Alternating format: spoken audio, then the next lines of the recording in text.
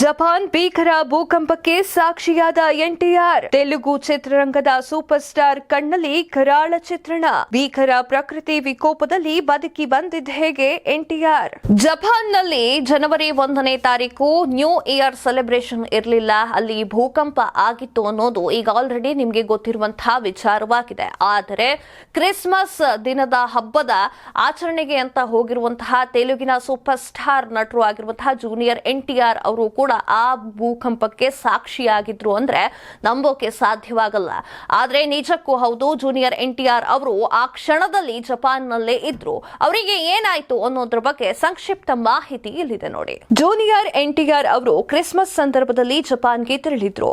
ಇದೇ ಸಂದರ್ಭದಲ್ಲಿ ಇಲ್ಲಿ ಭೂಕಂಪ ಸಂಭವಿಸಿದೆ.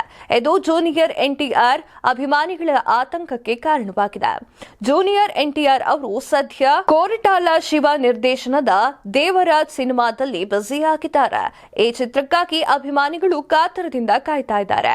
RRR ಸಿನಿಮಾದ ಬಳಿಕ ಈ ಸಿನಿಮಾದಲ್ಲಿ ನಟಿಸುತ್ತಿರೋದ್ರಿಂದ ಭಾರಿ ನಿರೀಕ್ಷೆಗಳು ಇವೆ. ಈ ಚಿತ್ರದ ಬಗ್ಗೆ ನಿರ್ಮಾಪಕರು ಈಗಾಗಲೇ ಹಲವಾರು ಅಪ್ಡೇಟ್ಗಳನ್ನ ನೀಡಿದ್ದಾರೆ. ಈ ಮಧ್ಯೆ ಜೂನಿಯರ್ ಎನ್ಟಿಆರ್ ಅವರ ಕುಟುಂಬದ ಜೊತೆ ಜಪಾನ್ಗೆ ತೆರಳಿದ್ರು. ಅಲ್ಲಿ ಭೂಕಂಪ ಆದ ಬಳಿಕ ಅವರು ಭಾರತಕ್ಕೆ ಮರಳಿದ್ದಾರೆ. ಈ ವಿಚಾರವನ್ನ ಅವರೇ ಸ್ವತಃ ಹಂಚಿಕೊಂಡಿದ್ದಾರೆ. ಜೂನಿಯರ್ ಎನ್ಟಿಆರ್ ಅವರು ಕ್ರಿಸ್ಮಸ್ ಸಂದರ್ಭದಲ್ಲಿ ಜಪಾನ್ಗೆ ತೆರಳಿದ್ರು. ಇದೇ ಸಂದರ್ಭದಲ್ಲಿ ಅಲ್ಲಿ ಭೂಕಂಪ ಸಂಭವಿಸಿದೆ. ಇದು ಜೂನಿಯರ್ ಎನ್ಟಿಆರ್ ಅಭಿಮಾನಿಗಳಿಗೆ ಆತಂಕಕ್ಕೆ ಕಾರಣವಾಗಿದೆ. ಅಭಿಮಾನಿಗಳು ಸಾಮಾಜಿಕ ಜಾಲತಾಣದಲ್ಲಿ ಈ ಬಗ್ಗೆ ಬರೆದುಕೊಂಡಿದ್ದಾರೆ. ಸುರಕ್ಷಿತವಾಗಿ ಭಾರತಕ್ಕೆ ಮರಳಿರುವುದಾಗಿ ತಾರಕ್ ಅವರು ಹೇಳಿದ್ದಾರೆ.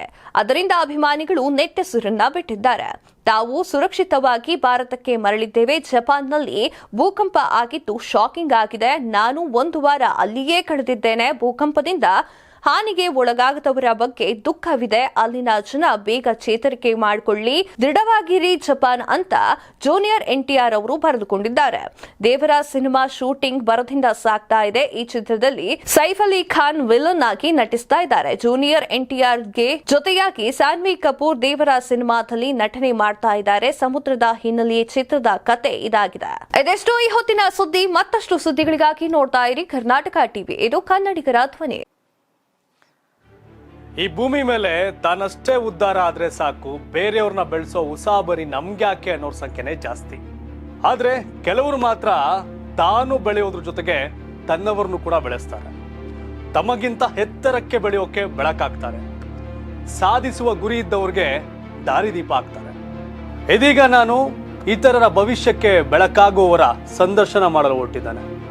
ಮಿಸ್ ಮಾಡದೆ ನೋಡಿ ಕರ್ನಾಟಕ ಟಿವಿ. ದಾರಿದೀಪ.